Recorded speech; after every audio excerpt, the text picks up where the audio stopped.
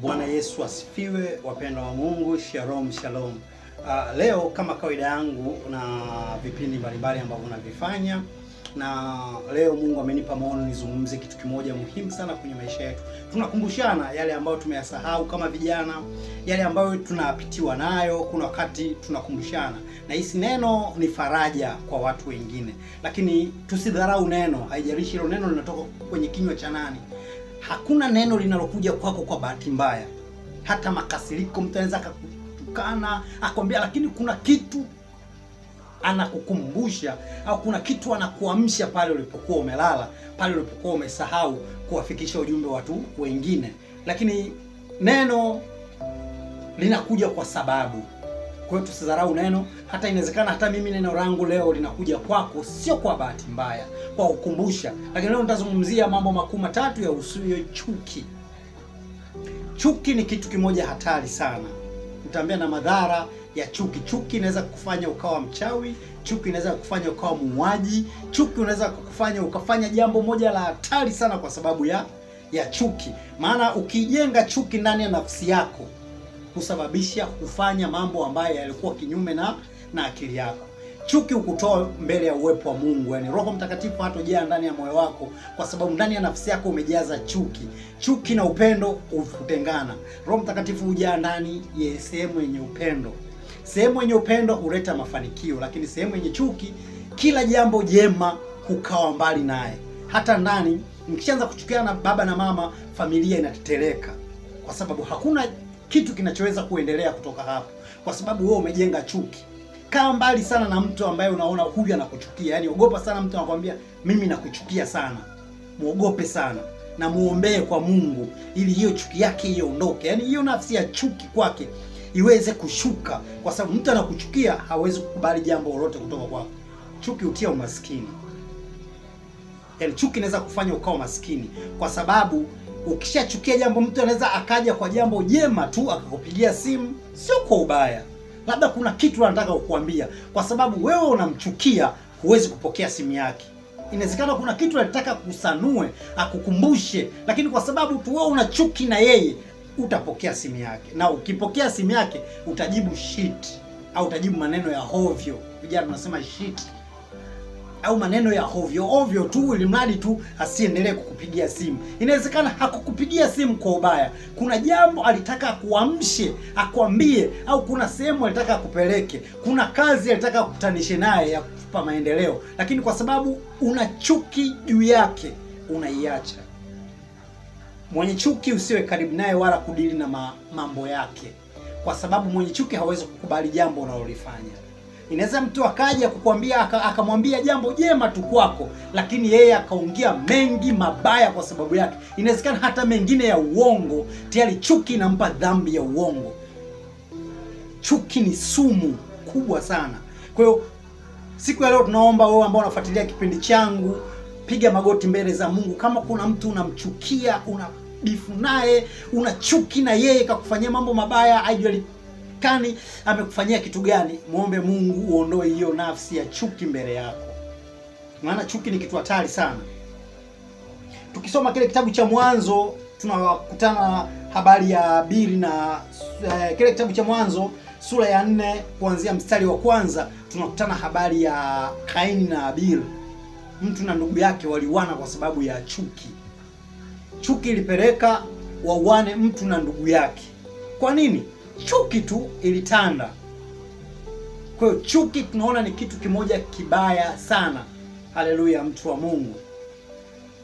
Kwa hivyo usiruhusu nafsi yako ikatawaliwa na chuki. Uwepo na Roho Mtakatifu ukaa mbali na wewe.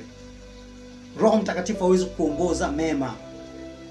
Leo kuna watu wana maono makubwa sana, kuna watu wanafanya shughuli nyingi sana, lakini hawafanikiwi kwa sababu nafsi zao zimebeba chuki.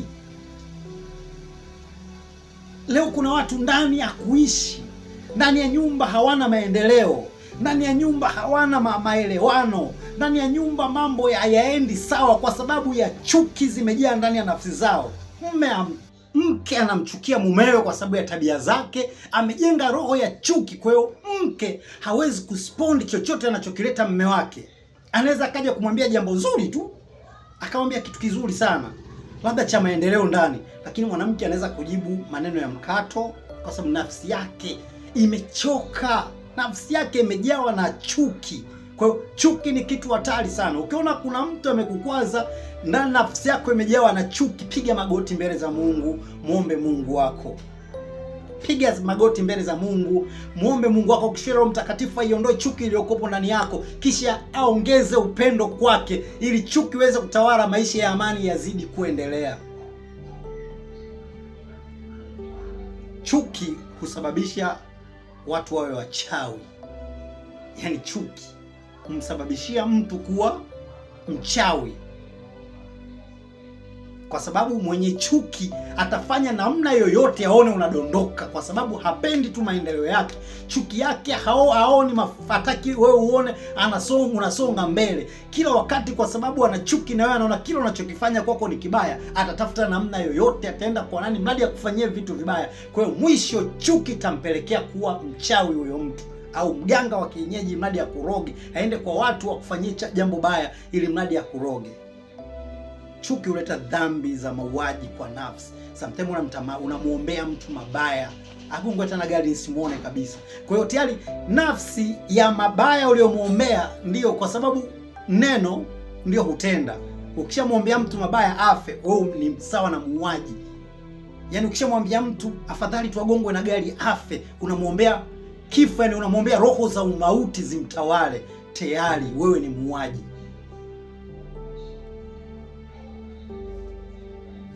Roho ya umauti ushamuombea mtu, basi wewe ni muuaji. Yaani na wewe huko una dhambi ya uuaji. Yaani wewe hujakosana kabisa na muuaji. Yaani wewe hujakosana na muuaji kabisa, maana neno kutenda. Kwa hiyo tumuombe sana Mungu kwa wote ambao siku ya leo ambao wamefuatilia kipindi changu, wenye chuki na watu mbalimbali. Kuna watu unawachukia, inawezekana wamekukwaza pakubwa sana. Inawezekana leo huyo mtu unamchukia alikutelekeza. Inawezekana kuna jambo baya limefanyika juu yake, lakini muombe Mungu akuondolee chuki, kisha arudishe nafsi ya upendo kwako. Leo tutakwenda pamoja, tutafanya maombi pamoja mimi na wewe, ili nafsi zetu zitakaswe na Roho Mtakatifu atuondolee chuki iliyoko ndani yetu. Namba zangu zinapita hapo kama unahitaji maoni. Una mtu unamchukia, unaona huwezi, nipigie simu, chukua namba zangu, njoo WhatsApp, nitakuelekeza njia gani za kufanya ili nafsi ya chuki iweze kuondoka ndani yako. Kuna watu kweli wametuumiza, kuna watu wametufanyia mabaya sana, kuna watu wamefanya makubwa kwetu, lakini mwisho ni nini? Mwisho tuwaombee kwa Mungu. Mwisho tujiombee nafsi zetu ziondoe roho ya chuki. Kuna watu wametuumiza, kuna watu wametutenda mabaya, kuna watu wametusababishia tuishi maisha ya umaskini, lakini mwisho wa mwisho tunafanyaje? Tumuombe Mungu. Mungu ndo maamuzi ya mwisho. Atuondolee roho tulizokuwa nazo, roho za chuki, kisha tuingizie roho za upendo ili maisha yazidi kuendelea. Inawezekana kabisa leo ndo mara ya kwanza kufuatilia vipindi vyangu.